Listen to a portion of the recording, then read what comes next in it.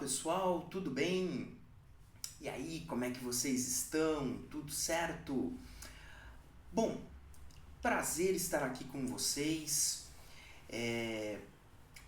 Hoje eu quero fazer uma revisão para a primeira fase da OAB que está chegando. Vai ser aplicada domingo agora, dia 21 de dezembro de 2025. Primeira fase, né? Será o último exame da OAB do ano de 2025. Então, com certeza, eu imagino que você deva estar aí apreensivo. Então, eu quero te ajudar a obter essa aprovação, que eu tenho certeza que você quer muito. E para te ajudar, eu resolvi fazer uma revisão de processo civil abordando alguns assuntos, alguns tópicos referentes a um dos temas que o pessoal mais tem medo dentro do processo civil, que é o processo de execução por título extrajudicial. Eu já recebi muitos pedidos de alunos, de seguidores, pedindo que eu gravasse um curso, uma playlist sobre esse tema, tá? E com certeza isso está aí nos planos para o próximo ano, mas por enquanto eu resolvi fazer uma revisão rápida, pontual e objetiva daquilo que pode aparecer na tua prova, tá? Então, quando a gente fala de execução por título extrajudicial, é muito importante que você perceba que nós estamos falando de um processo autônomo. Nós estamos falando de uma ação de execução por título extrajudicial. É diferente do cumprimento de sentença. O cumprimento de sentença também é um tipo de execução. Aliás, no CPC anterior, o CPC de 73, o cumprimento de sentença era chamado de execução por título judicial, ok? Então, o CPC de 2015, ele mudou a nomenclatura, né? Mas a essência é a mesma. Só que a grande diferença é que o cumprimento de sentença, ele é uma fase do processo. O cumprimento de sentença, ele não é um processo novo, não é um processo autônomo. Ele é uma fase. Então, o processo começou na fase de conhecimento, lá com a petição inicial, se desenvolveu, então teve a apresentação da contestação, produção de provas, terminou com a sentença, tá? E, posteriormente, ocorreu aí o início de uma nova fase, a fase de cumprimento de sentença, aonde você pode ter o cumprimento de sentença provisório, se você ainda tem algum recurso pendente de julgamento no tribunal, ou o cumprimento de sentença definitivo, se já houve o trânsito em julgado da decisão. De um jeito ou de outro, você estará diante de um processo de execução, mas de uma fase de um mesmo processo, ok? Na execução por título extra é diferente. Você não está numa fase, mas sim você está começando um processo autônomo. Você vai ter uma petição inicial que vai deflagrar o processo de execução por título extra, ok? Só que na execução por título extra, você consegue pular a fase de conhecimento e já ir direto para a execução, você já vai direto para a satisfação do teu direito, porque você tem um título executivo aonde já consta quem é que tem razão, quem é que não tem, Se for uma obrigação de pagar, você já tem ali o valor determinado, você já tem ali quem é o credor e quem é o devedor. Então, se o título executivo extrajudicial cumprir com todos os requisitos, o processo de execução por título extra, ele é muito mais rápido, porque nele existe pouco espaço para defesa, para produção de prova, porque esse processo ele foi desenhado já para satisfazer aquele direito que está consubstanciado dentro do título. De qualquer maneira, quando eu falo de execução, eu sempre deixo muito claro que, seja na execução por título extra, seja no cumprimento de sentença, toda execução no Brasil precisa ter como base um documento. Um documento ao qual nós damos o nome de título executivo. Portanto, toda execução no Brasil, ela precisa estar baseada, ela precisa estar fundada num título executivo. Se esse título executivo ele foi formado dentro do judiciário, esse título executivo ele é judicial. E esse título judicial servirá de base para o cumprimento de sentença. Se ele é um título executivo que foi formado fora do Poder Judiciário, então ele é um título executivo extrajudicial. Vai embasar o processo de execução por título extra, que nós vamos falar agora. Professor, e como é que eu sei que um determinado documento é título executivo, seja judicial ou extrajudicial? Resposta: porque a lei determina. É a lei que prevê o que é título executivo, quais documentos são títulos executivos e quais não são. Então, é uma matéria sujeita à estrita legalidade. Todo título executivo tem que estar previsto em lei.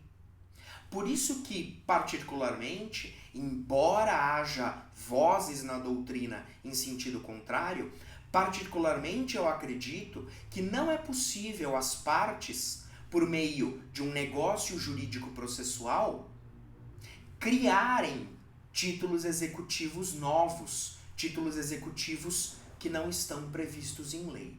Mas a gente não vai entrar nessa polêmica agora, tá bom? Então, iniciando aí a nossa revisão de véspera de processo civil para a primeira fase da OAB, tá?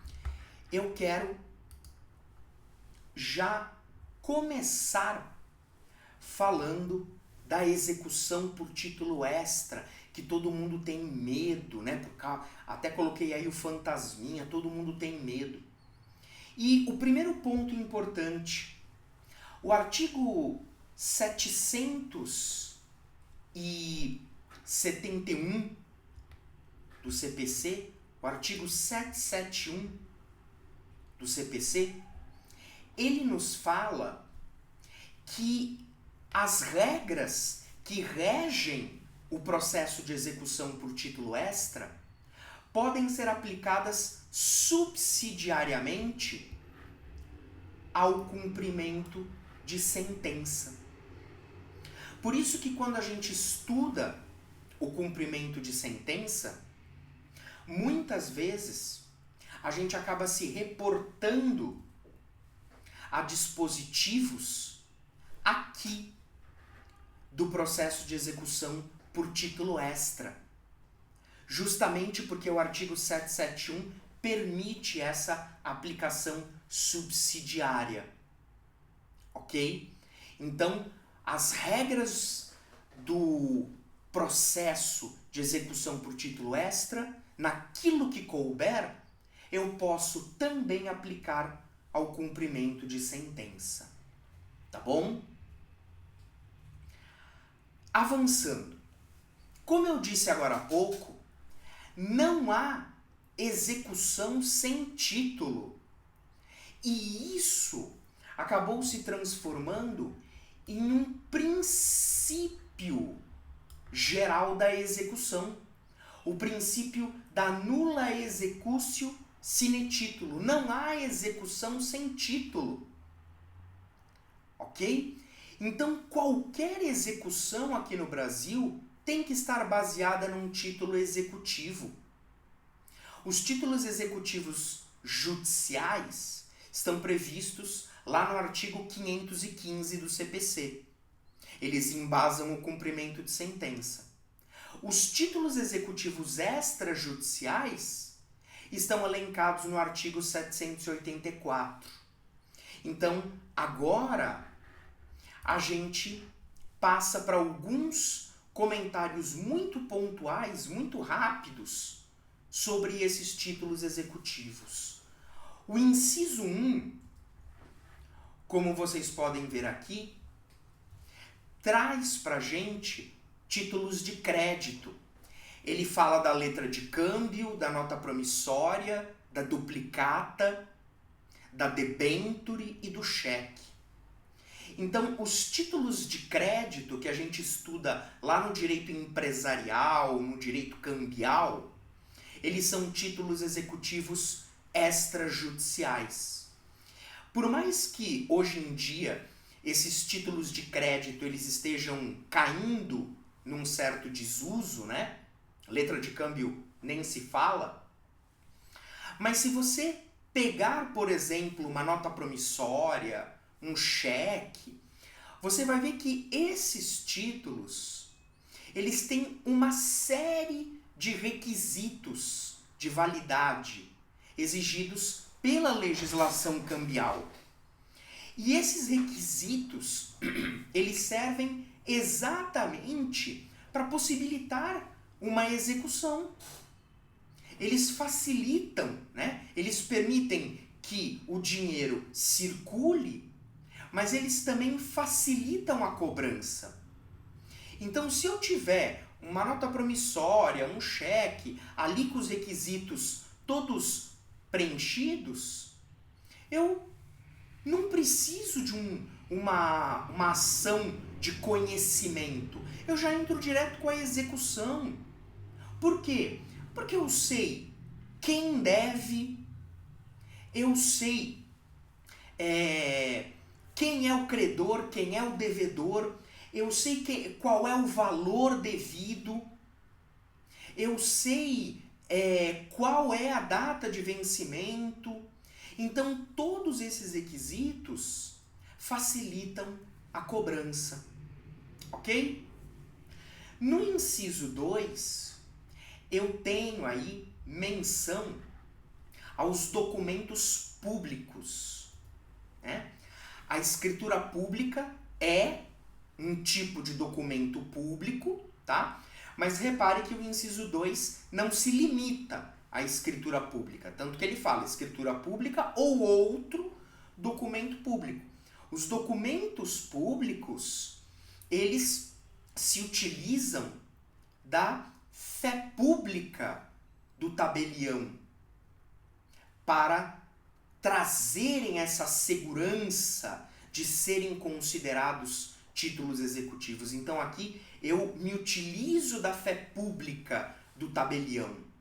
Mas atenção, não é qualquer documento público que entra como título executivo extra, porque ele deve ser assinado pelo devedor, conforme está em destaque. Então, a escritura pública ou outro documento público, seja ele qual for, ele deve estar assinado pelo devedor. Se não houver assinatura pelo devedor, título executivo extrajudicial não será. O inciso 3 fala dos documentos particulares. Tá? O CPC, quando trata da prova documental, quando ele trata do valor probante dos documentos, né, ele coloca lá, ele traz o que faz prova, o documento, etc. Então, o documento particular, ele pode não ter, entre aspas, um valor probante assim tão forte como o documento público, mas o documento particular ele também pode vir a ser um título executivo extrajudicial, desde que, além de assinado pelo devedor, ele também seja assinado por duas testemunhas. Essas duas testemunhas, elas são necessárias neste caso, porque o documento particular, ele não tem a fé pública do documento público. Então, o documento público, ele exige assinatura só do devedor, ele dispensa as testemunhas por causa da fé pública. O documento particular, como não tem fé pública, além da assinatura do devedor, eu preciso da assinatura de duas testemunhas. Então, você tem que tomar muito cuidado. Eu não posso sair por aí dizendo que contratos, de forma geral, são títulos executivos extrajudiciais. O contrato poderá vir a ser considerado título executivo extrajudicial enquanto documento particular se ele estiver assinado pelo devedor e por duas testemunhas. Aí beleza. Tá certo? Que mais? Inciso 4. Fala do instrumento de transação. Transação, acordo. Né, pessoal? Transação aqui, acordo. Tá? Até o próprio Código Civil, lá na parte especial, fala sobre transação. Transação é acordo. É cada uma das partes ceder aí um pouquinho. Tá? Então eu cedo um pouco daqui, você cede um pouco dali, para a gente conseguir resolver o problema. Então, o que acontece é o seguinte, a transação, quando ela é feita, quando a transação ela é feita fora do Poder Judiciário, ela poderá ser considerada título executivo extra se ela for referendada pelo MP, pela Defensoria Pública, pela Advocacia Pública, pelos advogados dos transatores ou por conciliador ou mediador credenciado pelo tribunal. E quando o CPC utiliza o termo referendado, ele está querendo dizer que essas pessoas, ou o MP, ou a Defensoria Pública, etc., participaram, tá, da elaboração do ato. É isso que ele quer dizer com referendado. Significa que ou o MP, ou a Defensoria, ou etc., participaram da elaboração do ato. Tá? Já que, aqui neste caso, a transação ela foi feita fora do judiciário. No inciso 5, a gente tem os contratos de garantia, né? Então temos a hipoteca, o penhor, a anticrese, ou outro direito real de garantia e aquele garantido por caução. Então aqui a gente tem os contratos garantia, tá? Os mais famosos, hipoteca, penhor e anticrese, tá? São os direitos reais de garantia mais famosos que a gente tem. Hipoteca, bens imóveis, penhor, bens móveis, tá? A anticrese, rara na prática, tá? Tem ali previsão no Código Civil, mas é bem rara da gente visualizar, da gente ver na prática por uma série de questões, mas também entra aqui, né, como título executivo extrajudicial. Por isso que eu falei, todo contrato eu posso dizer que é título executivo extra? Não. Se for um contrato garantido por hipoteca, por exemplo, beleza. Se for um contrato garantido por penhor, beleza, tá? Mas aqui tem que verificar se existe garantia. Se existe garantia. Pode até ser uma caução, por exemplo, tá? Olha o inciso 6. O inciso 6 ele foi mais específico, ele tratou de uma modalidade contratual mais específica. Seguro de vida em caso de morte. Então aqui o inciso 6, ele é o único que trouxe, digamos assim, um contrato mais específico. Veja, não é qualquer contrato de seguro, cuidado com isso, não é qualquer contrato de seguro, é o seguro de vida em caso de morte, tá? E aí, normalmente, a prova desse contrato ou vai se dar ali pelo bilhete ou pela apólice, tá? Então aqui a gente tem um contrato específico. O inciso 7, né? Esse inciso 7, né, que fala do crédito decorrente de foro e laudêmio, é aquele que já nasceu velho, né? Porque foro e laudêmio são créditos que decorrem de um antigo direito real, que era o direito real de enfiteuse, tá? Esse direito real, o direito real de enfiteuse, ele era um direito real que existia no Código Civil de 1916, no revogado Código Civil de 1916, tá? O Código Civil atual, o Código Civil de 2002, não admite mais a enfiteuse, tá? A enfiteuse, ela não existe mais. O que o Código Civil de 2002 acabou permitindo foi que as enfiteuses que existiam anteriormente pudessem continuar, tá? Então, enfiteuses muito antigas, né, da época do Código Civil de 16, essas poderiam continuar. Agora, a partir da entrada em vigor do Código Civil de 2002, aí novas enfiteuses não podem mais ser constituídas. Então, por isso que esse inciso 7, ele acabou sendo aí inserido por conta das enfiteuses que ainda subsistem por aí afora, tá bom?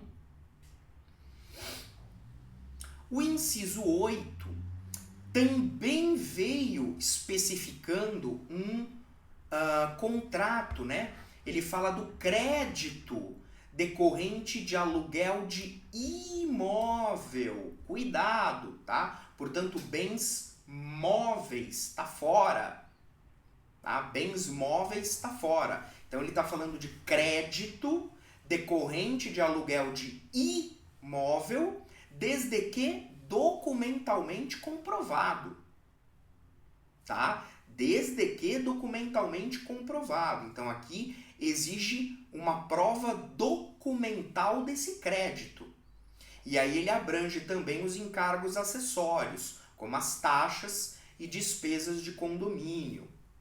Beleza? Porque aqui no Brasil a gente tem realmente, né, um grande número de contratos de aluguel de imóveis. Então é um dispositivo que está bastante antenado aí com a nossa realidade. Mas tome cuidado na hora da prova. Falou em bem móvel, tá fora, não entra aqui. Ademais, o crédito, repito, precisa estar documentalmente comprovado. Tem que ter um documento comprovando, ok? Tem que ter um documento, tá? E os encargos acessórios também estão abrangidos. O inciso 9, ele... Assim, eu vou dizer que o inciso 9 nos interessa pouco, porque fala da famosa CDA, Certidão de Dívida Ativa da Fazenda Pública, tá?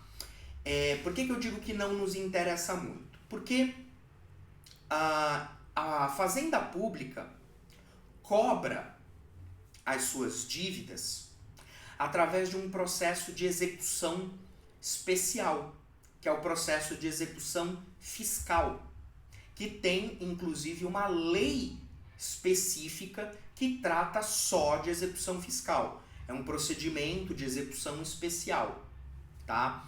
Existe, claro, a aplicação subsidiária do CPC, né? Mas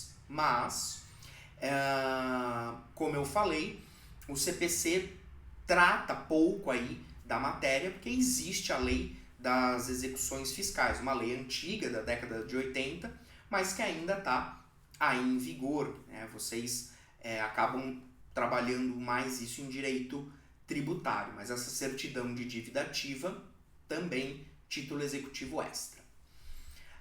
O inciso 10 fala do crédito referente a contribuições ordinárias ou extraordinárias de condomínio edilício, tá?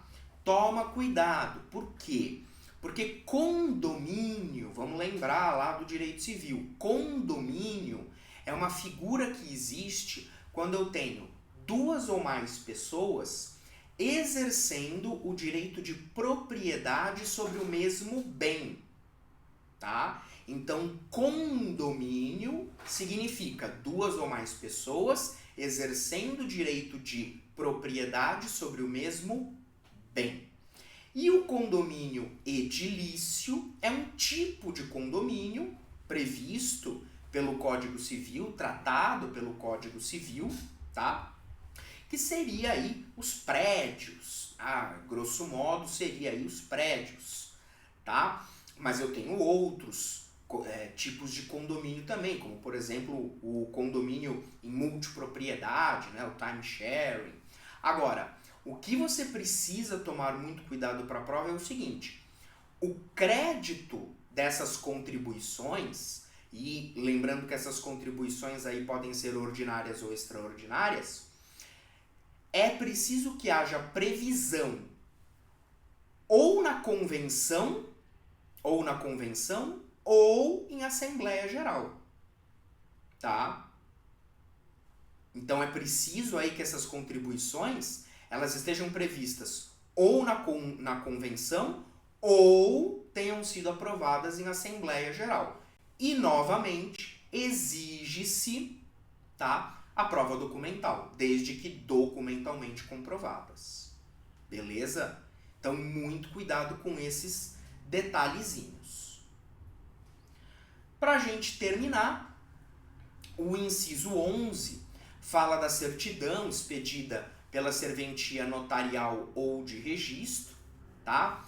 Fala sobre os emolumentos, as despesas, né, pelos atos. Aí está se referindo aos cartórios extrajudiciais, tá?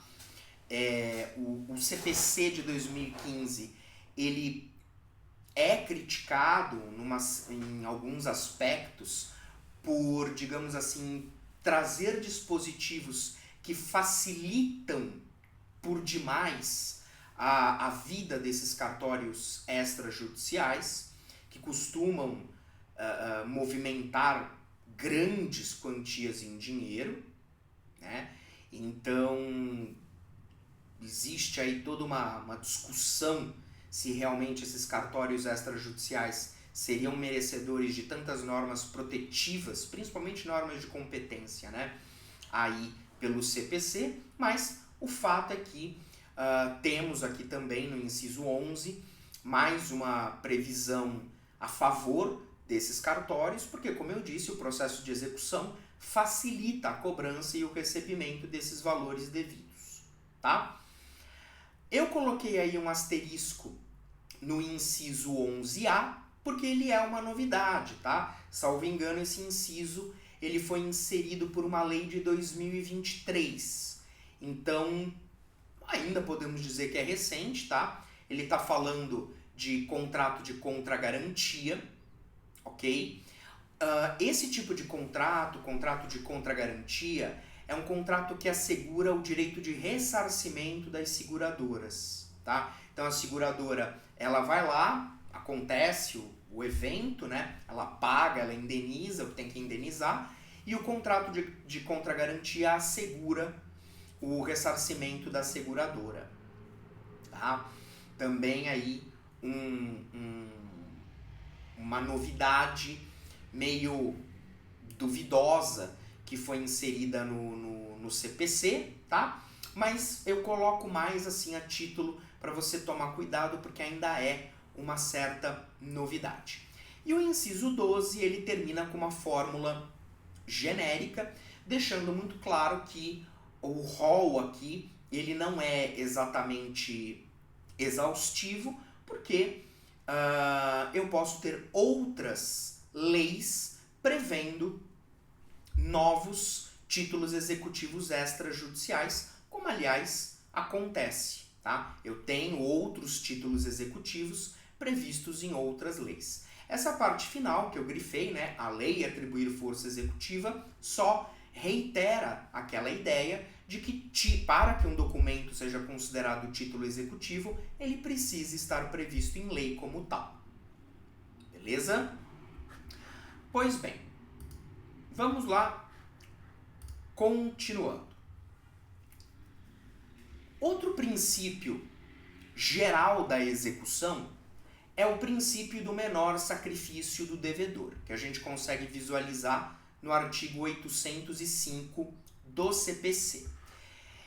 Esse princípio ele diz o seguinte, olha, tudo bem, o devedor ele é aquele que tem que pagar, ele assumiu a obrigação, ele é aquele que, tem que pagar. Mas não é porque ele tem que pagar que necessariamente ele precisa sair totalmente prejudicado da execução. Né? Veja, se eu conseguir utilizar um meio de cobrança menos gravoso para o executado, menos prejudicial, então é esse meio de cobrança que eu devo preferir. Por quê? Porque o próprio caput fala, às vezes existem vários meios pelos quais o exequente pode buscar aí a satisfação da sua obrigação. Então, às vezes o exequente, ele pode, ele tem mais de um caminho para promover a execução. Quando este for o caso, o juiz ele vai determinar que o exequente utilize o meio menos prejudicial para o devedor. Tá certo? Então, se, por exemplo, eu sou exequente, eu estou cobrando lá uma dívida do executado e eu posso ir pelo caminho A ou pelo caminho B. Se eu for pelo caminho A, eu vou causar um baita prejuízo para o executado. Se eu for pelo caminho B, vai ser mais tranquilo, o prejuízo não vai ser tão grande. Então o juiz, veja que o 805, o caput, ele é bem incisivo. O juiz mandará que se faça pelo modo menos gravoso.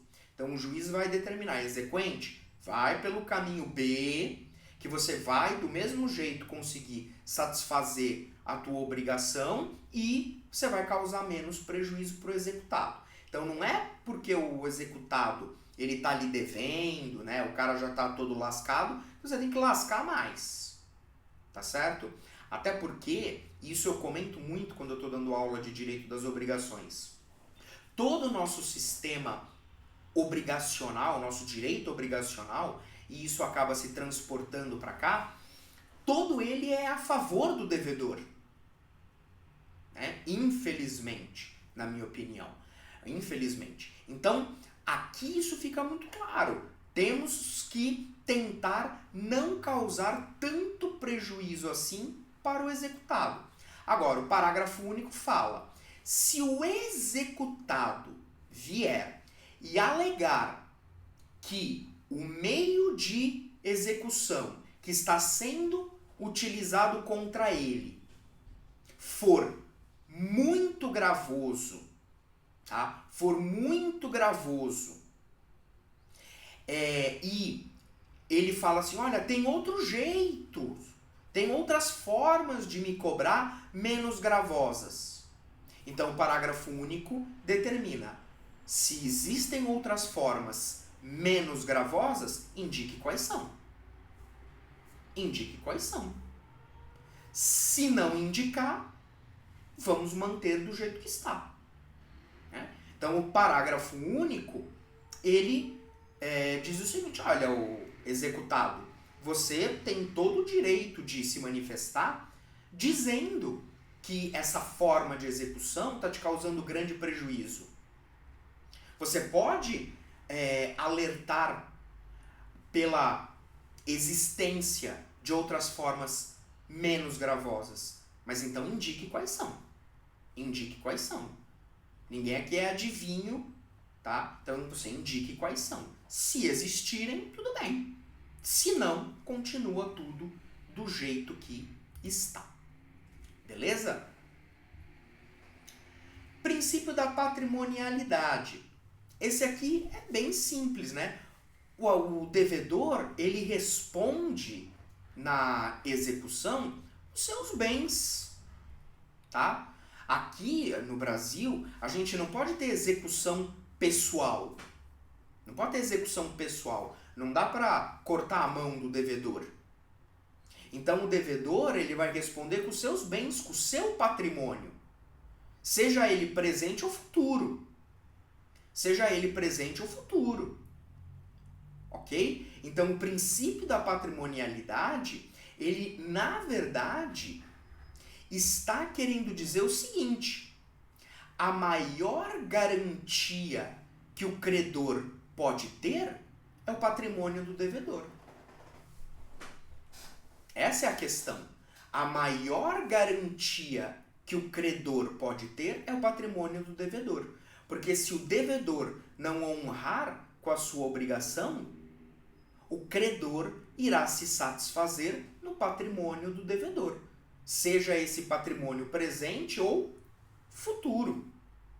Agora, quando o 789 do CPC coloca aí no final, né, salvo as restrições estabelecidas em lei, é porque ele está dizendo o seguinte: esse princípio da patrimonialidade, ele pode ser mitigado.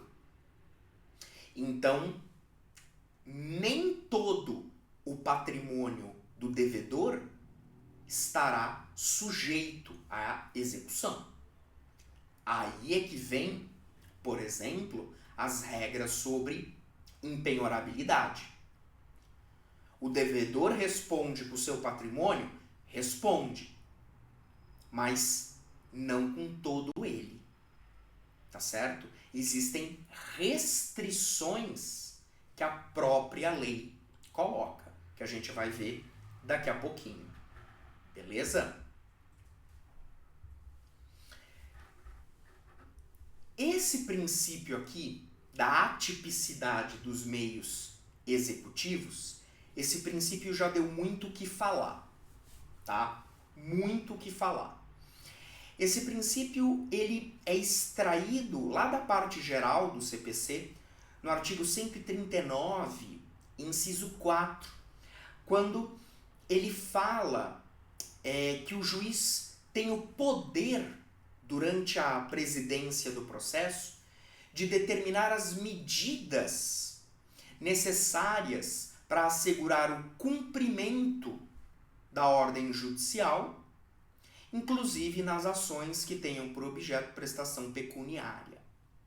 Ou seja, se o réu, se o devedor, se o executado não cumpre a decisão espontaneamente, não paga espontaneamente, o que pode ser feito? Então, esse princípio da atipicidade dos meios executivos, ele gera polêmica desde que o CPC 2015 entrou em vigor. Tá? Por quê? A polêmica ou as polêmicas dizem respeito aos limites dessa atipicidade dos meios executivos. Porque é aquela famosa situação. Você está dentro de um processo de execução. Uma execução de pagar quantia, por exemplo. Então, fulano está devendo lá, está devendo 50 mil reais, por exemplo. Aí, você vai ver o cara não tem dinheiro em conta. O cara tem 2 reais no banco. O cara não tem imóvel no nome dele. Não tem carro, tem nada. Literalmente o cara não tem nada no nome dele.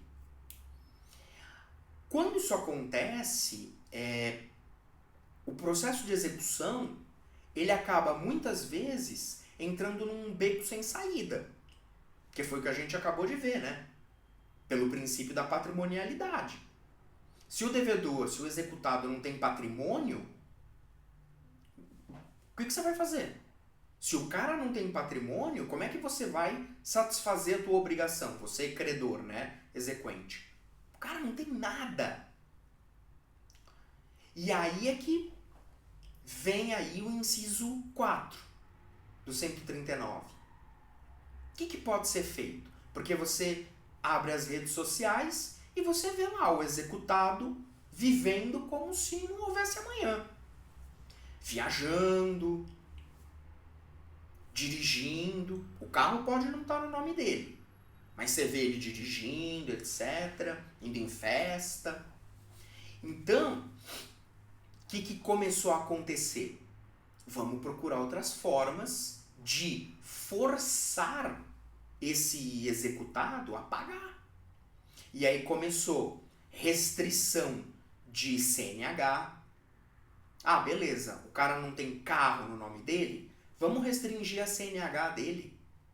Porque aí sem CNH, ele não pode dirigir. Carro nenhum. Nem alugado, nem emprestado, sem CNH não pode dirigir. Juiz, vamos determinar a restrição da CNH dele? Pega o passaporte. E aí? Só que aí vem a discussão, né? Isso pode, isso não pode. Isso está ultrapassando limites, isso não está. Inclusive, como eu coloquei aqui, houve uma ADI ajuizada perante o STF questionando a constitucionalidade desse dispositivo. Claro, no fim das contas, o STF considerou o inciso 4 constitucional. Tá? No julgamento final, a constitucionalidade foi declarada. Mas, às vezes, você tem que ser criativo quando o processo de execução ele chega, muitas vezes, num beco sem saída. Tá? Princípio da especificidade. Aqui, pessoal, é muito interessante. Tá? Por quê? Eu até trato do artigo 499, também nas aulas sobre cumprimento de sentença, mas aqui eu precisei trazer ele para você poder entender muito bem o que eu quero dizer. Existe uma ordem aqui a ser observada, tá? Existe uma ordem a ser observada. E a ordem é a seguinte: em primeiro lugar, você tem que tentar obter a tutela específica. Em primeiro lugar, você tem que tentar obter a tutela específica. Se a tutela específica não for possível, você vai tentar a tutela pelo resultado prático equivalente. Então, em segundo lugar, você tenta a tutela pelo resultado prático equivalente. Se nem ela for possível, não resta outra alternativa senão perdas e danos. Em terceiro lugar, perdas e danos. Então, em primeiro lugar, tutela específica. Segundo, tutela pelo resultado prático equivalente. Terceiro, perdas e danos. Como assim, professor?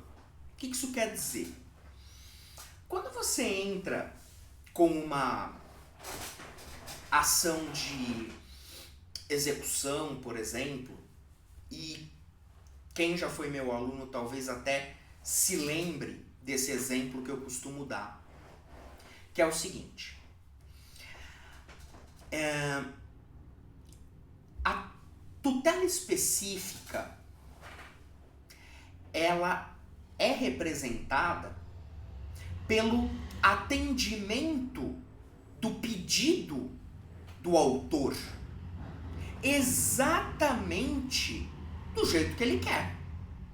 O que é tutela específica? É você atender ao pedido do autor exatamente como ele quer.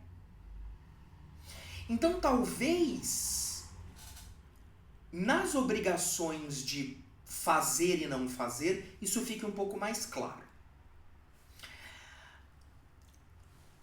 Vamos imaginar que eu more do lado de uma balada.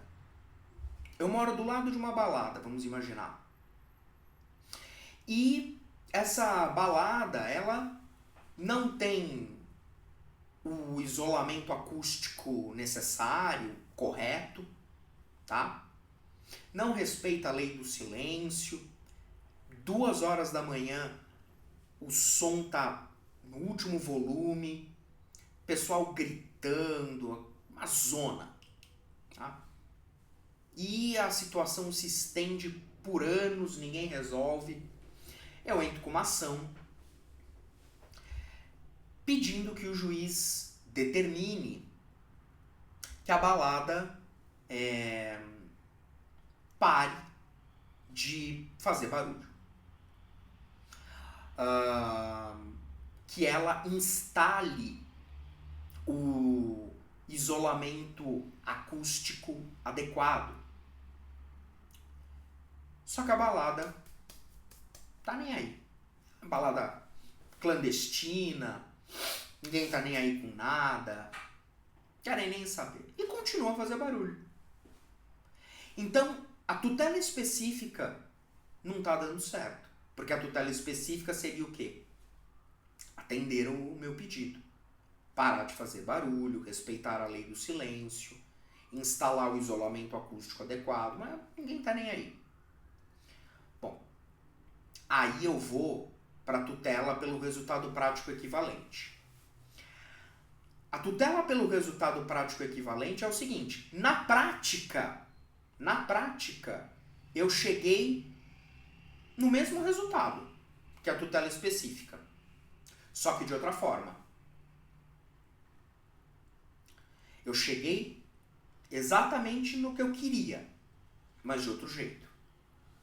Por exemplo, o juiz manda cortar a luz da balada. Acabou. Tutela pelo resultado prático equivalente. O juiz mandou cortar a luz da balada. Acabou. Não faz mais barulho. Simples. Simples. Na prática, o resultado é o mesmo. Parou o barulho. Parou o barulho. Só que eu consegui, né, de outras formas. Agora, existem casos em que nem a tutela específica, nem o resultado prático equivalente funcionam. Aí não tem jeito. Perdas e danos. Há a conversão da obrigação em perdas e danos. Dinheiro. Dinheiro. Né?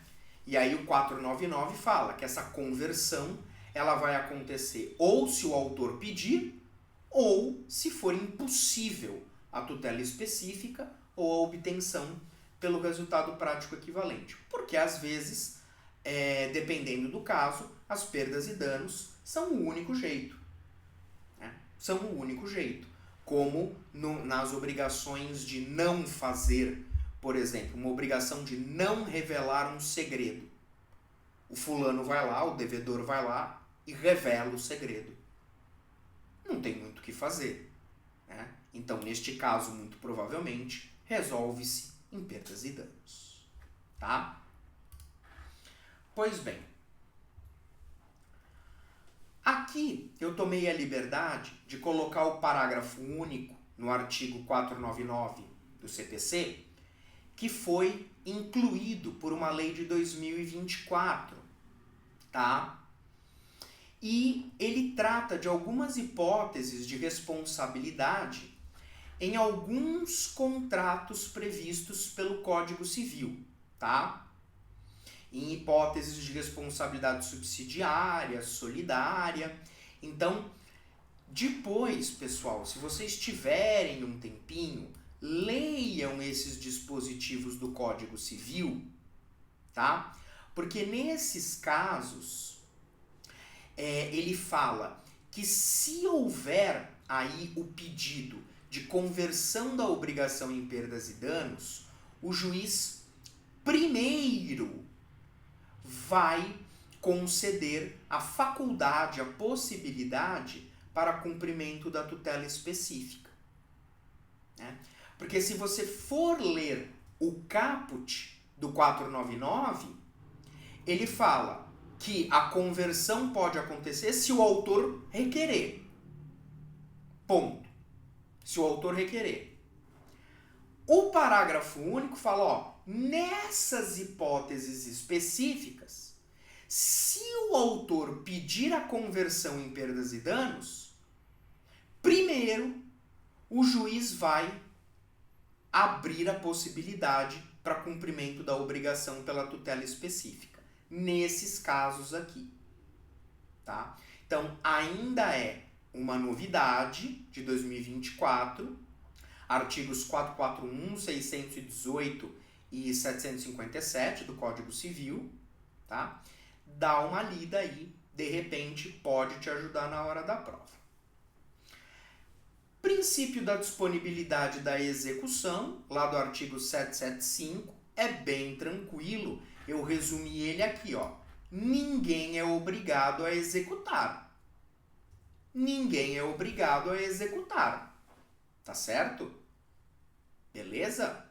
Posso nunca entrar com a execução, por inúmeros motivos. E mesmo que tenha entrado, o exequente pode desistir da execução. O exequente, ele tem o direito, olha como ele deixa claro, o exequente tem o direito de desistir de toda a execução ou de apenas alguma medida executiva. Tá? Então, esse é o princípio da disponibilidade da execução. Eu entro com a execução se eu quiser e, tendo entrado com a execução, tenho o direito de desistir dela. Posso desistir da execução por inteiro ou apenas de alguma medida executiva. O parágrafo único diz o seguinte: se eu for desistir da execução, é preciso tomar cuidado. Olha só. No caso de impugnação e embargos,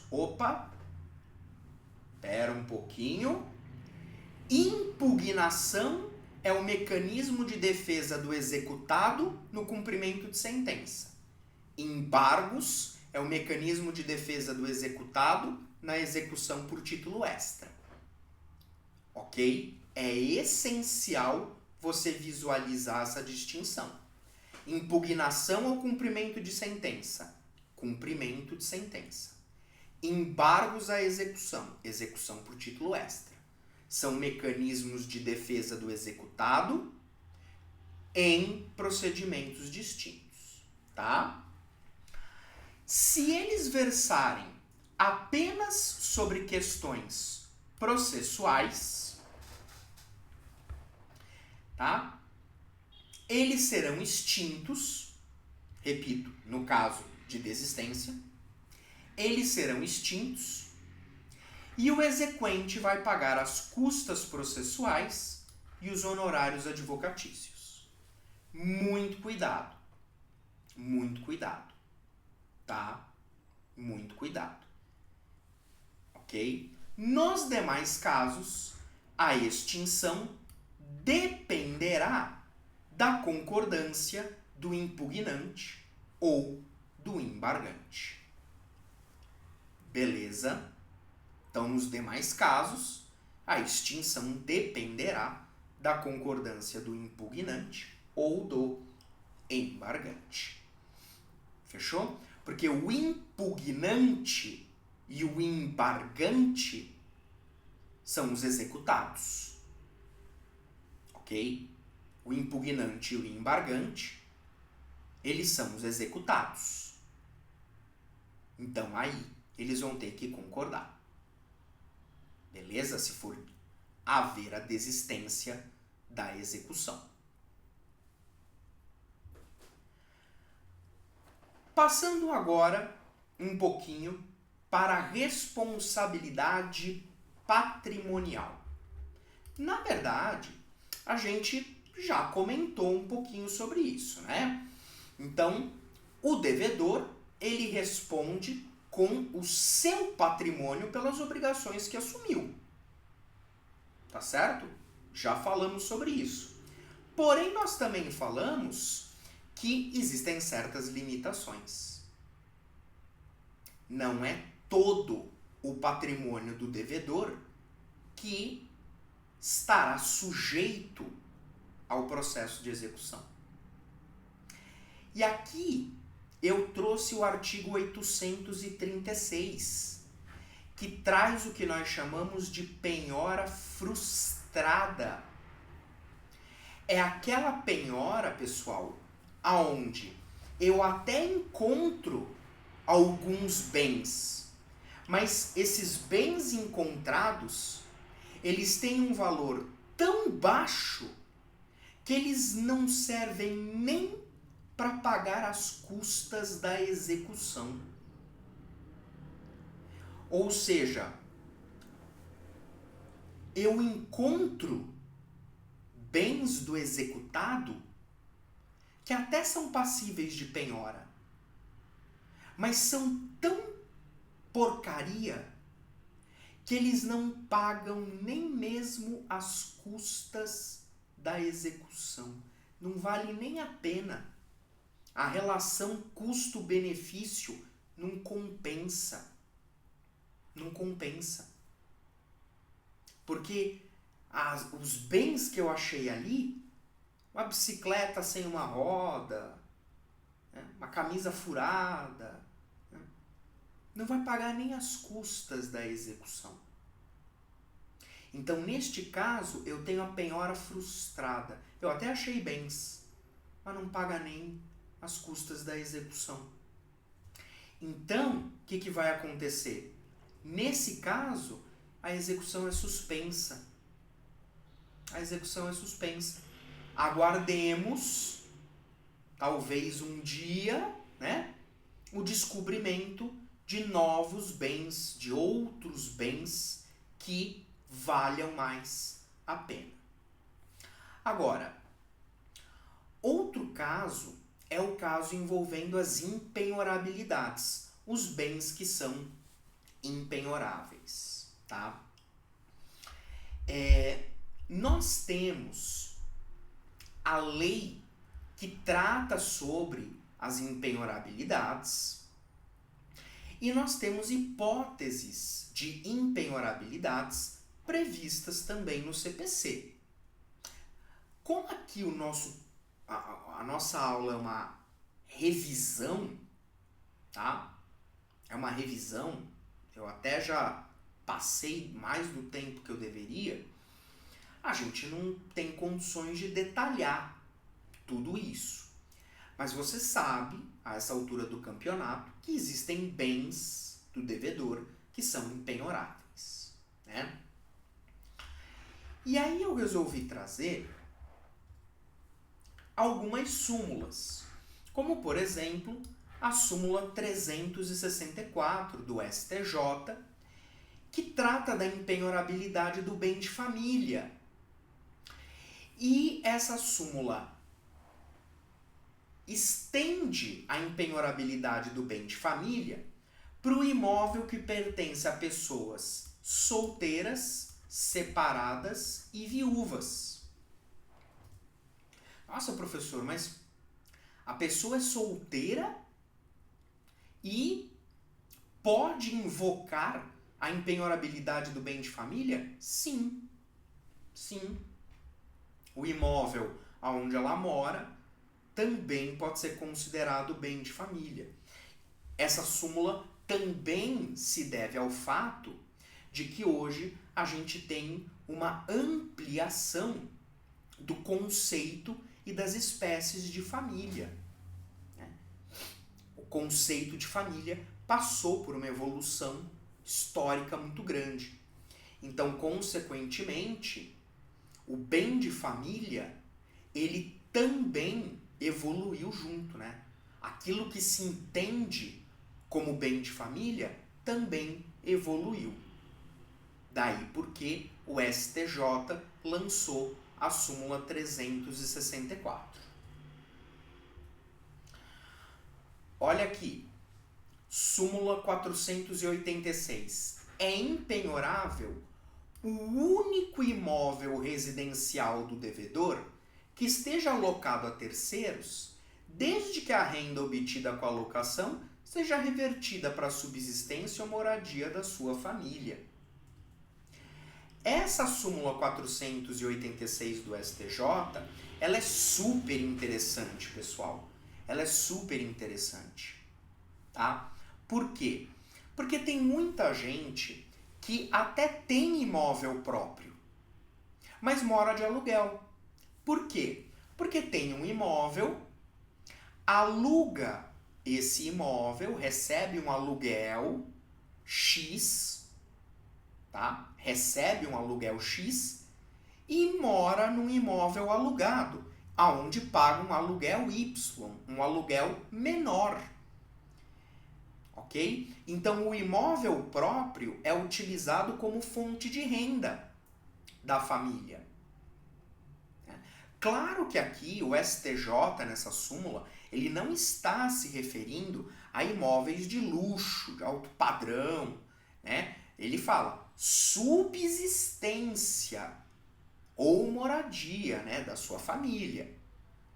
Então não estamos falando aqui de imóveis de alto padrão, de alto luxo, né? Não, é aquele imóvel que a pessoa, por exemplo, comprou com muito esforço, ou às vezes, sei lá, recebeu de herança, né? E aí a pessoa aluga e com o aluguel, paga um aluguel para si e para sua família mais barato e vive ali, subsiste, né, com aquele valor. A súmula 449 diz que a vaga de garagem que possui matrícula própria não constitui bem de família para efeito de penhora, né? Aí concordo, né, plenamente com o STJ, né? Vaga de garagem, matrícula própria, né? Não dá também para a gente achar que é bem de família. Bom, aqui, se você tiver um tempinho, passa os olhos no artigo 833 do CPC, que traz mais algumas hipóteses ali de impenhorabilidades, tá? Só se você tiver um tempinho. Execução por quantia certa. Aqui, deixa eu só te explicar uma coisa. O procedimento do processo de execução, ele varia de acordo com a natureza da obrigação. Então, se for uma execução por quantia certa, é um procedimento. Se for uma obrigação de fazer, não fazer, é outro. Entrega de coisa é outro, tá? Pagar alimentos é outro. Estatisticamente falando, a execução por quantia certa é o procedimento que mais costuma cair. Beleza? Então, a gente vai falar rapidamente sobre alguns pontos principais, beleza? Essa execução, então pensa aí na execução de um cheque, de uma nota promissória, tal, alguma coisa do tipo. Essa execução, ela é feita por expropriação de bens, tá? O que é você expropriar? É você tirar bens do devedor, é você tirar bens do executado. Lembrando, né, claro que essa expropriação, essa retirada de bens do devedor, só pode ser feita pelo juiz, né, pelo Estado. Estamos falando de uma retirada de bens legítima, portanto, só o Estado tem o poder de fazer essa expropriação. Beleza? As formas de expropriação, elas estão no artigo 825. Adjudicação, alienação, apropriação de frutos e rendimentos. Já vi até questão de prova de concurso, pessoal, perguntando, né, só isso aqui, quais são as formas de expropriação. Então, vai que a FGV tá boazinha, né? Não custa nada lembrar aí do artigo 825, tá? Muito cuidado com isso aqui, muito cuidado com o 826, que trata sobre a remissão da execução. Professor, remissão com C cedilha? Não é aquela remissão com 2 S's, não. Aquela significa perdão. Essa significa pagamento, tá? O que é a remissão da execução? Pessoal, o credor de uma obrigação, é claro que ele tem o direito de receber, mas o devedor tem o direito de pagar. Então, desde o momento em que o executado ele é citado, ele tem o direito de pagar, tá? Até porque, quanto mais rápido e mais cedo ele fizer o pagamento, melhor, tá? Então, antes que comece a expropriação, né, dos seus bens, a adjudicação, a alienação, o executado ele pode vir e pagar a dívida ou consignar, se houver algum tipo de dúvida, por exemplo, tá?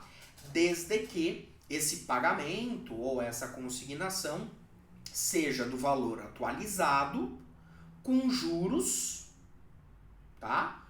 Custas e os honorários advocatícios. Então, o cara, ele foi, o executado, né? Ele foi citado e antes que comecem a adjudicar, a alienar os bens dele, ele fala, não, pô, eu não quero perder nada, eu não quero perder os meus bens, deixa eu correr e já vou pagar aquilo que eu devo. Então ele vai lá e paga a dívida dele, tá certo? Com, repito, juros, as custas e os honorários. Beleza? Até porque o próprio CPC incentiva o executado a pagar logo no começo. Como é que ele incentiva? Reduzindo os honorários. Tá? Olha só, vou te mostrar. Não é difícil, pessoal. Não é difícil. Lembra que eu falei que aqui nós estamos falando de uma ação? Não é uma fase do processo. Aqui a gente está falando de uma ação.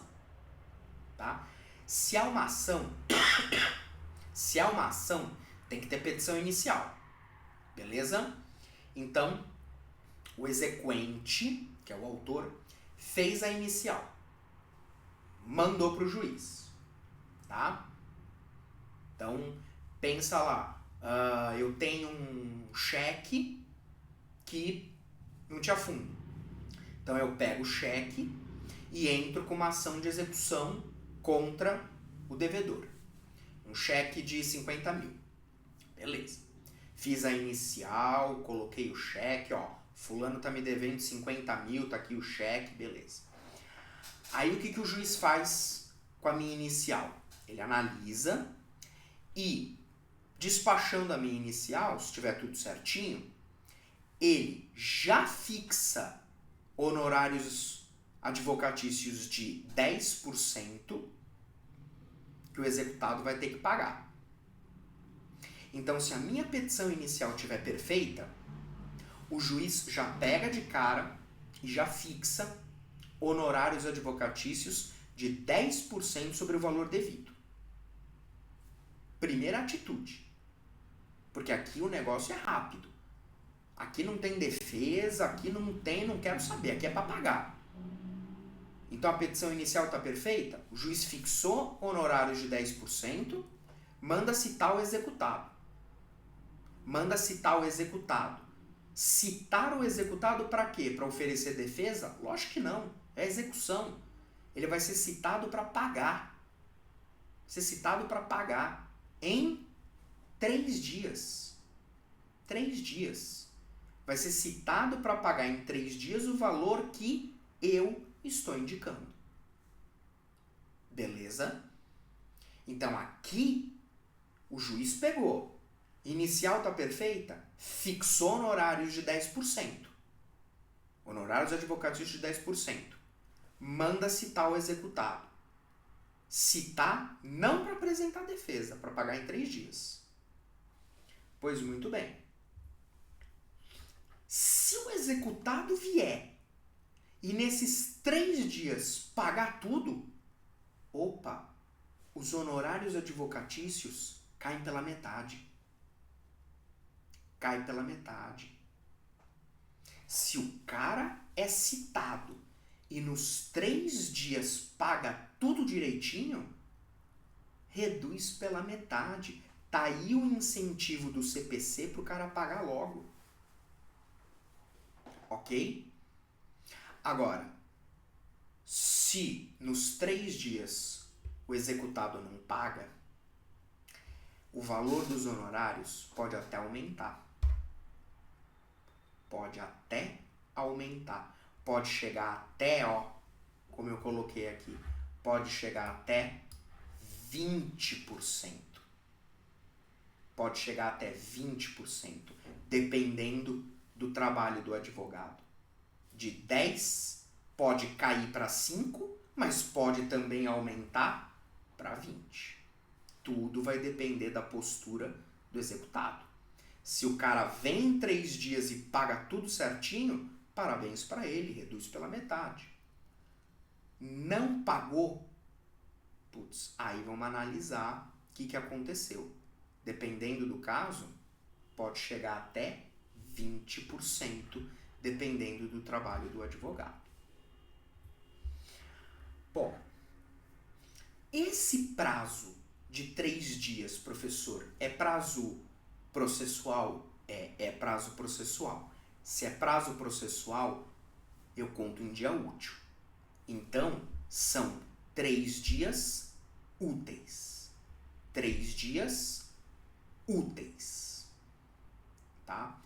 Só que aqui tem uma baita de uma pegadinha. Não tô nem falando que a pegadinha são os dias úteis. Não. Mas sabe qual é a pegadinha? É essa aqui, ó. A pegadinha é essa aqui. Que está no finalzinho. 3 dias contado da citação. O prazo dos 3 dias eu vou contar da própria citação. Não é 3 dias da juntada aos autos da carta, do mandado, não. O 829, é claro, são 3 dias contados da própria citação do executado. Então, se eu sou executado, se eu fui citado hoje, é de hoje que os 3 dias começam a contar. Porque quando a gente estuda teoria geral do processo, quando a gente estuda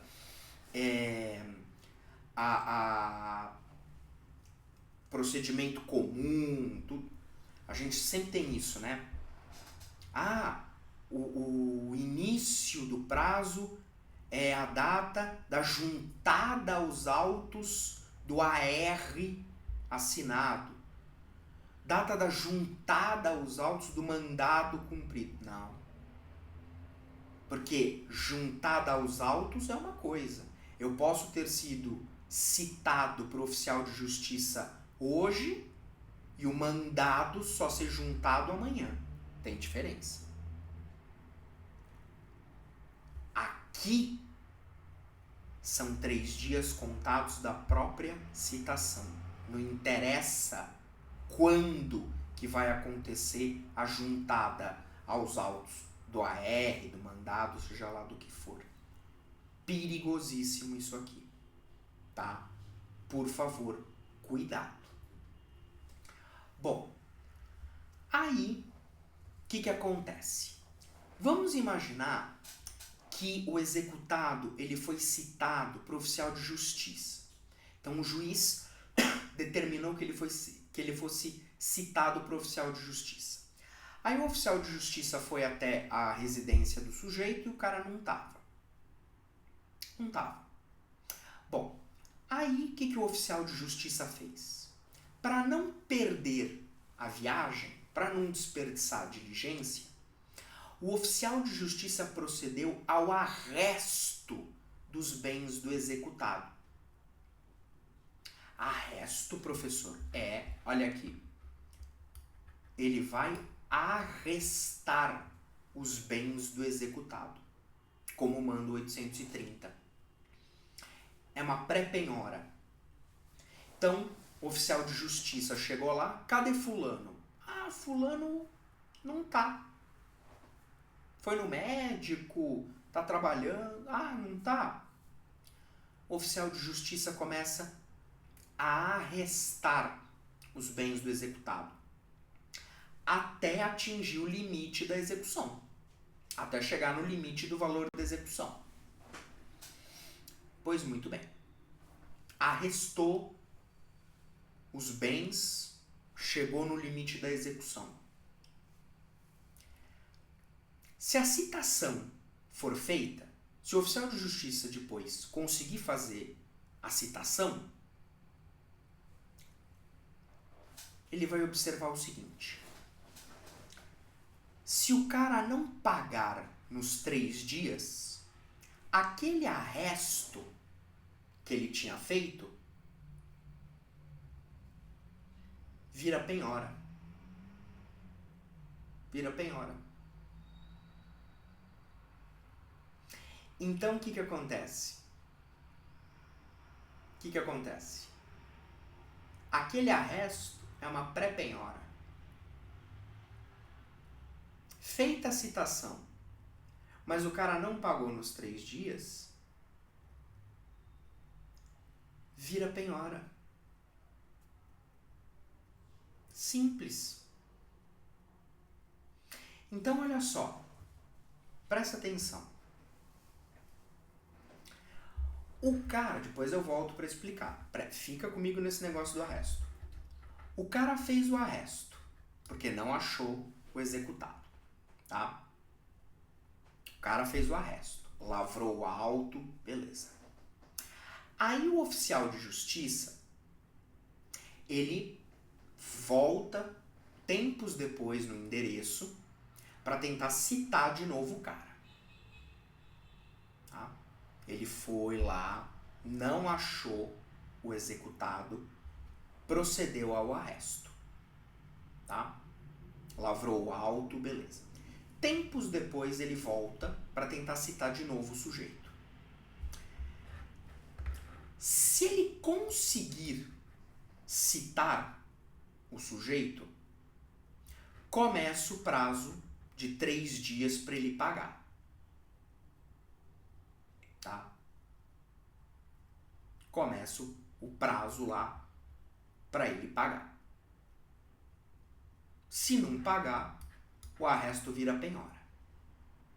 O arresto é convolado em penhora. Se o oficial de justiça volta lá e não encontra de novo o executado e suspeita de ocultação, tem que ir lá 2 vezes, né? De acordo com o CPC. E suspeita de ocultação, ele pode proceder à citação com hora certa. Só que tem que ter essa suspeita de ocultação.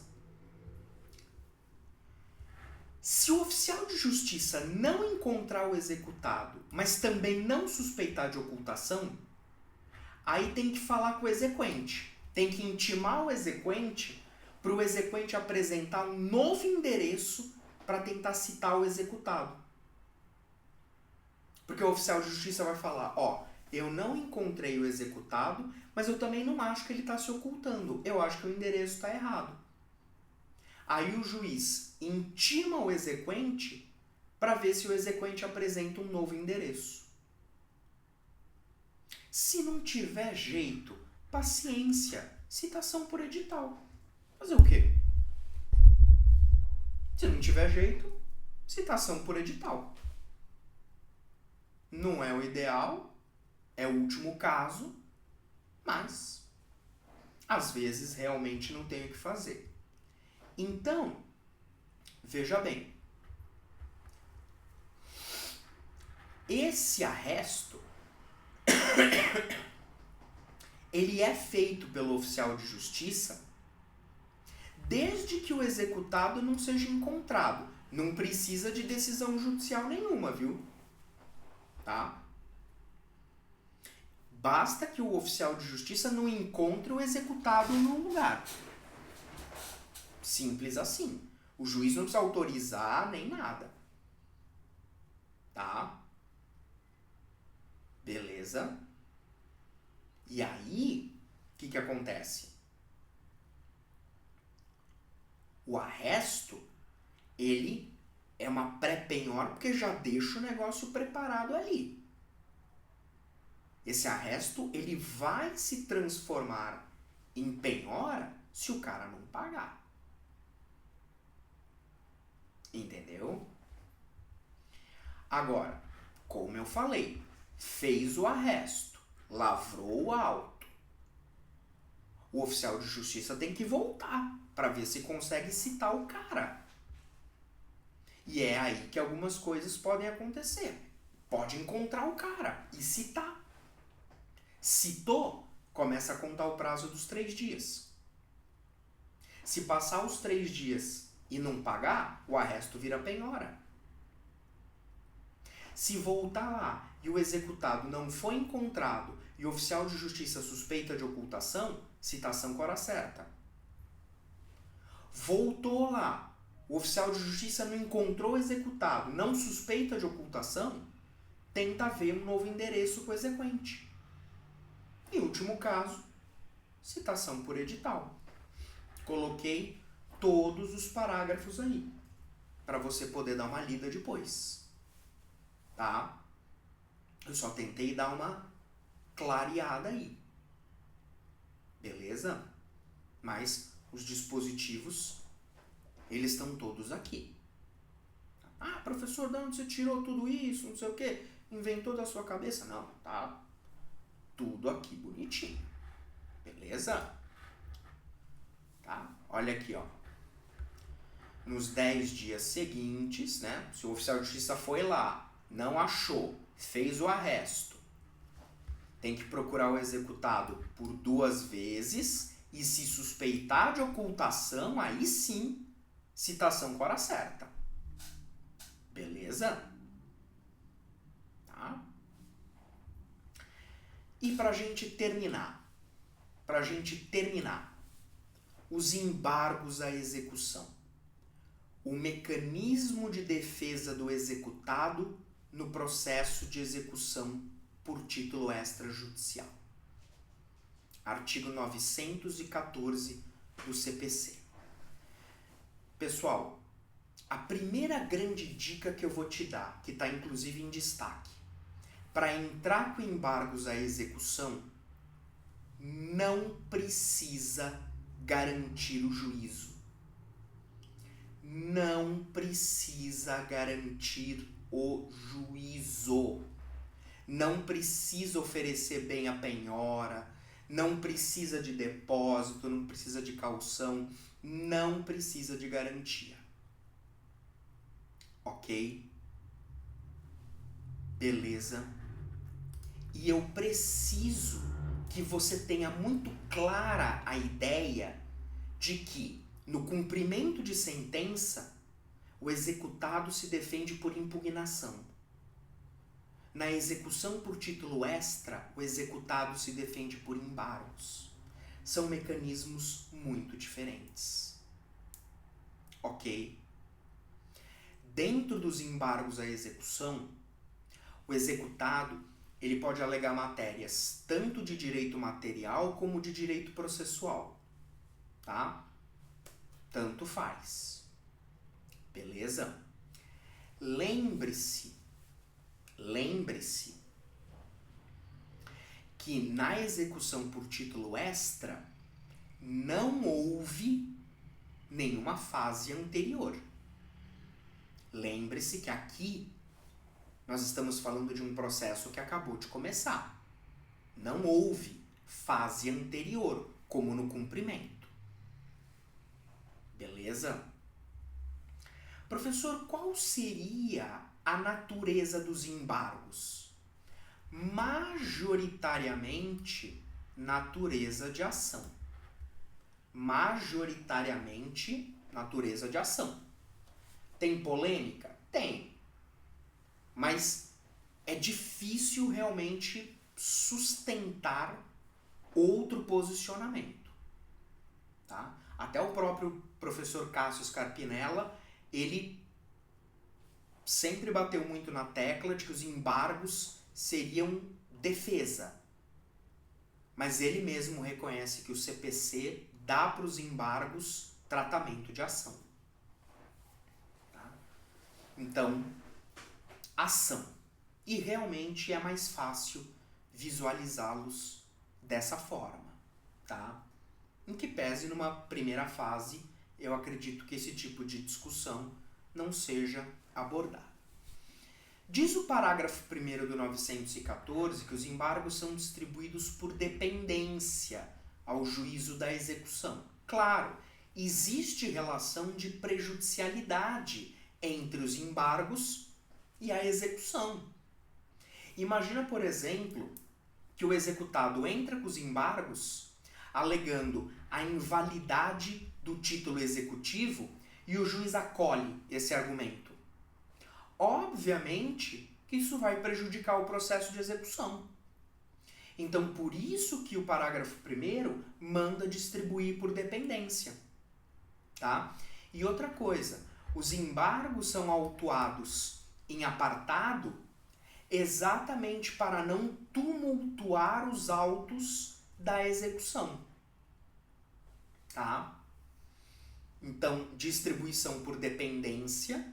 Quem vai julgar os embargos é o mesmo juízo que vai julgar a execução, tá? Exatamente por conta dessa prejudicialidade, não teria nem como ser diferente. E os embargos são autuados em apartado porque aí não há tumulto. Você vai ter as peças dos embargos e as peças da execução. Tudo separado, tudo organizadinho. Beleza? Outra coisa. O parágrafo 1º tem uma regrinha que só vale para processo físico, tá? Na verdade, só faz sentido para processo físico, porque ele diz que os embargos devem ser instruídos com cópias das peças processuais relevantes da execução. Se o processo é digital, tá tudo no sistema. Então, não há essa necessidade. Mas, eventualmente, em processos físicos, claro, né? Você tinha que ir lá no processo de execução, pegar as peças, tirar cópia, para poder juntar nos embargos. O CPC, ele só fala peças processuais relevantes, mas não fala quais são. Não especifica. Normalmente, na prática, essas peças são cópias das procurações das partes, a petição inicial da execução e uma cópia do título executivo. Normalmente, essas são as peças mais relevantes. Eventualmente, claro, poderia juntar outras, né, dependendo do caso, ou às vezes até mesmo o próprio juiz poderia determinar que juntassem outras peças, dependendo do caso concreto. Mas essas daqui são as mais relevantes, são as mais básicas, digamos assim. Também é uma regra que só faz sentido hoje para processo físico, tá? Essa regra de distribuição por dependência, tá? O julgamento é pelo juízo da execução. Nós temos aqui uma competência funcional. Sendo uma regra de competência funcional, é uma competência absoluta, tá? Se é competência absoluta, pessoal, não pode ser alterada por vontade das partes, tá? Aí vai incidir o regime da competência absoluta. Então, não modifica por vontade das partes, pode ser reconhecida de ofício, etc, etc, tá? Beleza? Isso porque é competência funcional, tá? Cuidado, porque quando eu tenho... Aqui é uma pegadinha. a execução por carta. Por isso que eu coloquei uma observação. O que é a execução por carta? É aquela em que os atos executivos são praticados em outro lugar. Eu ajuizo a execução num lugar e os atos executivos são praticados em outro. Então, por exemplo, eu ajuizei a execução na comarca de Santos e a penhora foi feita na comarca de Campinas. Então, isso é uma execução por carta. Os atos executivos estão sendo feitos em outro lugar. Nesse caso, você tem que ter muito cuidado aonde você vai protocolar os embargos. Eu vou protocolar aonde? Santos ou Campinas? Como é que eu vou definir isso? Vai ser no juízo deprecante ou no deprecado? Depende do conteúdo dos embargos. Depende se você estiver falando de um ato que foi praticado no juízo deprecante ou no juízo deprecado. Depende do caso. Entendeu? Tanto é que a súmula 46 do STJ fala: na execução por carta, os embargos serão decididos no juízo deprecante, tá? Aquele que envia a carta, salvo se versarem unicamente vícios ou defeitos da penhora, avaliação ou alienação dos bens, que são os atos executórios. Então, em regra, os embargos são decididos no juízo deprecante, aonde você ajuizou a execução. Só que aí o juízo deprecante envia carta para o juízo deprecado, para fazer uma penhora, por exemplo. Se os teus embargos forem falar sobre essa penhora, quem vai julgar vai ser o juízo deprecado, vai ser o juízo lá da penhora. Entendeu? Então depende do conteúdo dos embargos. Prazo: 15 dias úteis, tá? Seguindo a regra geral do CPC, eu entro com os embargos em 15 dias úteis.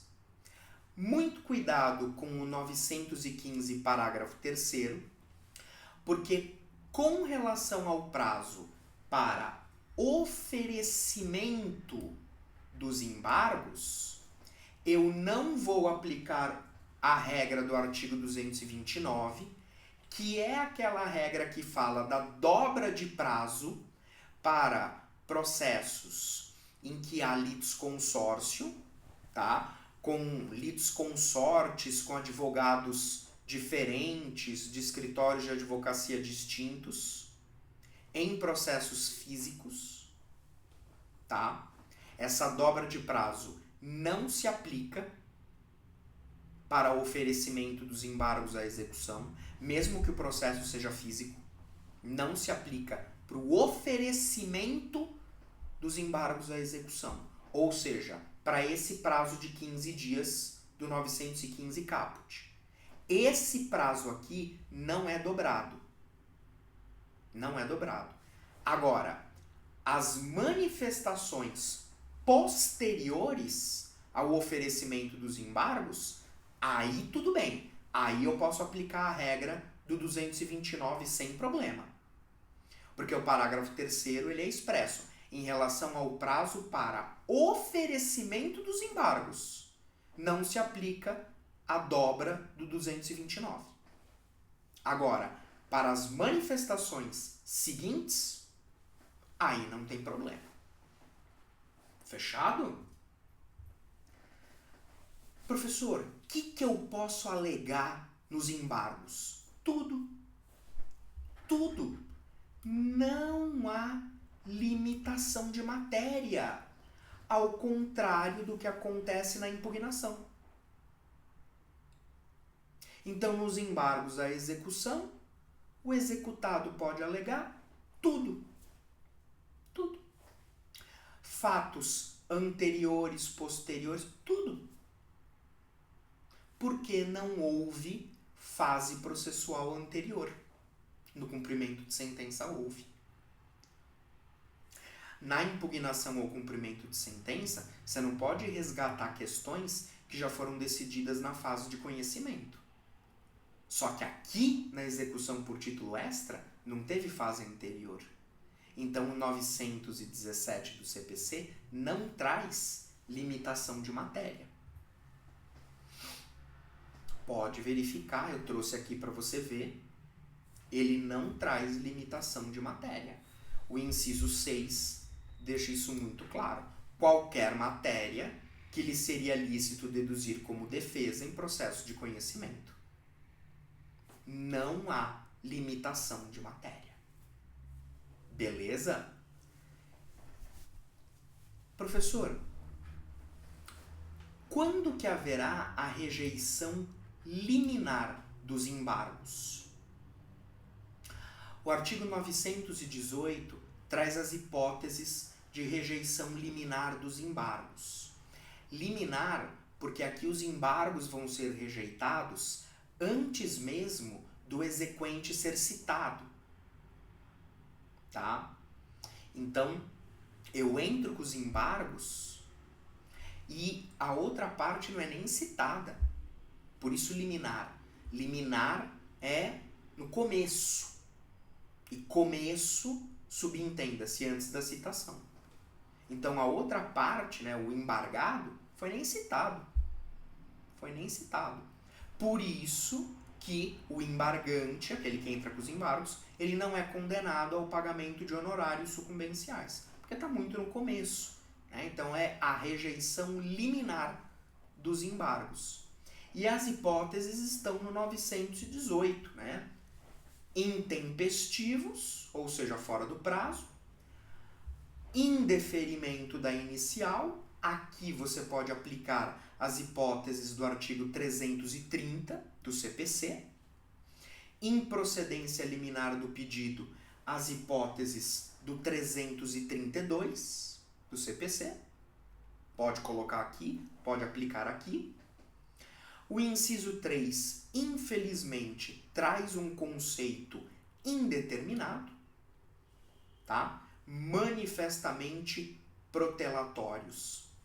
É difícil a gente definir, isso varia muito conforme o caso, tá? Seria realmente, digamos, uma hipótese de cabimento muito, assim, nítido, né? É nítido que não dá para entrar com os embargos ali, tá? Seria algo manifestamente protelatório para ganhar tempo, alguma coisa do tipo. Beleza? Quando o juiz for rejeitar liminarmente os embargos, ele vai proferir uma sentença contra a qual cabe apelação. Mas aí eu lembro, essa apelação não terá efeito suspensivo automático por força do artigo 1012, parágrafo 1º, inciso 3 do CPC.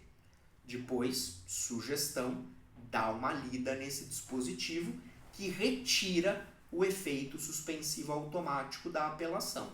Estamos diante de um desses casos aqui. Existe, coloquei uma observação aqui, de uma outra hipótese de rejeição liminar dos embargos, que o 918 não traz, mas que a gente consegue extrair do 290, que é a falta de recolhimento das custas de processamento, tá? O que gera o cancelamento da distribuição, tá bom? A gente também pode aplicar esse dispositivo aos embargos, tá bom? Os embargos, em regra, não têm efeito suspensivo automático, não tem. O efeito suspensivo pode ser concedido mediante pedido e preenchimento dos requisitos do parágrafo 1º do artigo 919. Aí o juiz ele vai analisar o preenchimento ou não desses requisitos, Mas repito, os embargos por si só não têm efeito suspensivo automático, tá? Não tem, beleza? Só será concedido mediante pedido e preenchimento dos requisitos. Aí o juiz vai analisar. E contra essa decisão caberá agravo de instrumento nos termos do artigo 1015, inciso 10. Tá? Artigo 1015, inciso 10. Então, a decisão do juiz que analisa a concessão de efeito suspensivo dos embargos é uma decisão que comporta agravo de instrumento, com fundamento no artigo 1015, inciso 10 do CPC. Lembrando que estamos falando de uma ação autônoma, um processo autônomo de execução. Se os embargos forem recebidos, aí o exequente é ouvido em 15 dias, tá? 15 dias úteis. O exequente será citado para responder os embargos. Essa resposta, ela tem natureza de contestação, tá?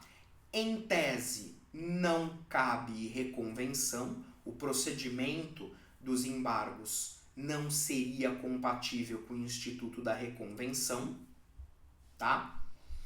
A falta dessa resposta produz revelia, mas existe toda uma polêmica por detrás de quais efeitos essa revelia produziria. Não é interessante para uma primeira fase, tá? E o julgamento desses embargos se dará por sentença, contra a qual cabe também o recurso de apelação, tá? Artigo 920. Beleza? Então, com isso, pessoal, terminamos aí a nossa revisão, que durou um pouco mais do que o previsto, mas pelo menos eu consegui abordar os temas propostos, tá bom? Qualquer dúvida, me chama que eu tô aí à disposição e no domingo, conte comigo, estarei aí torcendo para você e, se Deus quiser, faremos a correção da tua prova, tá bom? Forte abraço, a gente se vê.